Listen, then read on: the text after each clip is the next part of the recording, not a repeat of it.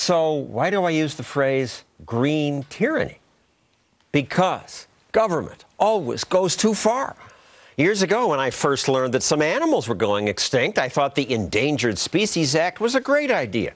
But in the hands of government lawyers and environmental zealots, it's become an instrument of petty tyranny. Frogs, prairie dogs, beetles take priority over people. See this guy? He's the Utah prairie dog. You better hope you don't find him on your land. Because if you do, government can make it almost impossible for you to use your land. So say Ed Poitevin and Bruce Hughes. They bought land hoping to develop it, but then the government's environmental tyrants ordered them to stop.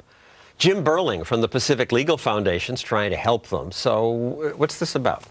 This is about the Endangered Species Act going too far. We have, for example, tens of thousands of prairie dogs living in Utah under the protection of the federal government. And as a result, if you own land with prairie dogs on it, you can hardly get rid of them. If you have a cemetery, they could be invading the cemetery like they are in Utah right now, in southern Utah. If you own an airport, the airport is being overrun with prairie dogs, and you can't do much of anything about it. And these prairie dogs, they shouldn't be endangered. They're just like every other prairie dog, so far as we know. The tail is a little different color. Well, there must be something different. I mean, we have a picture here of the black-tailed prairie dog, which is plentiful, apparently. But the Utah prairie dog, which does look the same to me, is endangered, is threatened, and these experts are not just venal, they want to preserve every species. They want to preserve everything, including things that don't exist in certain areas. If it could move to the gopher frog, for example. But don't do that quite yet, because, Bruce, let's hear your story. You have owned land in Utah for a while. You wanted to do what with it?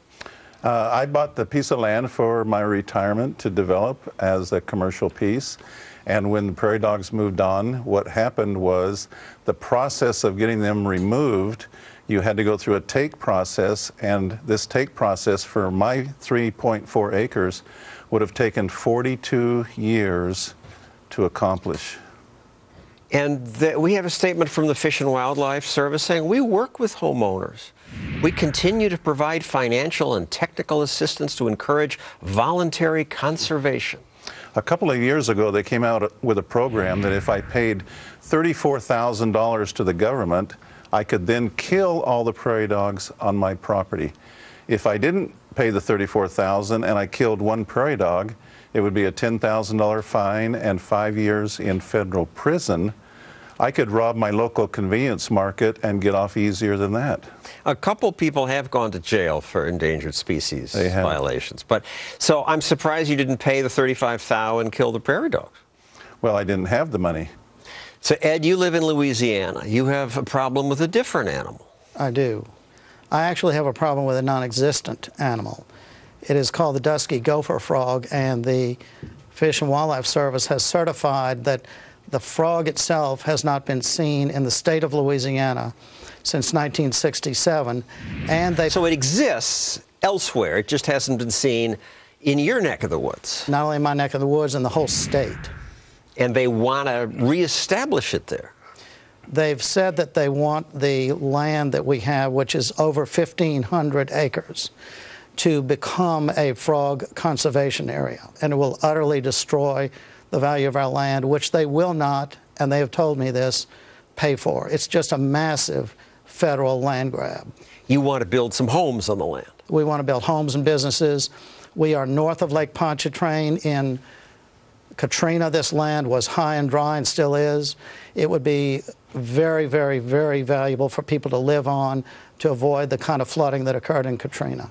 So it's illegal for government to just come in and take your land without compensation, but this is sort of a form of that. They're saying it's worth zillions of dollars, but you can't make that money. That's correct. The Fish and Wildlife said they were not available to come on the show to talk about this. In response to your complaint, they posted this video on YouTube.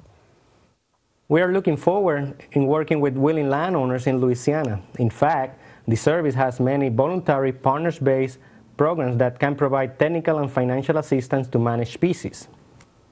Sounds nice.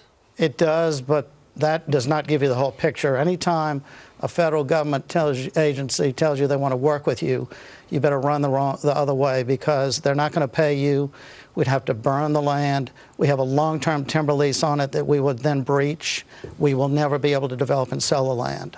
It won't be good for people to use it. Fish and Wildlife, the government has a handbook on how to do this, but it's more than 300 pages long. 315 to be exact. Which is another reason they need a lawyer like you. So sum this up. What's going on? Fish and Wildlife Service is gone wild. It's a rogue agency that is not even obeying the Endangered Species Act. It's not obeying the National Environmental Policy Act. It's not obeying the U.S. Constitution. Gone wild and rogue. I mean, I assume these people mean well. They're not evil. They mean well, but their priorities are all about the species and nothing about the individual landowners who are simply trying to earn a living on their land. This is an agency that has forgotten who they serve. They think they're only serving the animals, but they should be serving the people that live on the land as well. People and the animals can coexist, and they can cooperate to do this. But when you have the heavy hand of the federal government threatening people with jail time, threatening them with huge fines, if you don't do this, then you're going to have all sorts of trouble. It also creates disincentives because landowners do not want to help the Endangered Species Act if that essentially is going to be an economic death sentence for them. Hence the phrase shovel, shoot, shovel, and shut up. That is the trifecta that happens on some lands. It's something that I don't encourage, but as a matter of fact, it does happen. And some people do it legally. Some people are cutting down their trees before they get old enough to be as habitat for red-cockaded woodpeckers. It's not good for the woodpecker. It's not good for the land. It's not good for the economy. It's good for the bureaucrats if you got a 9-to-5 job. Thank you, Jim. And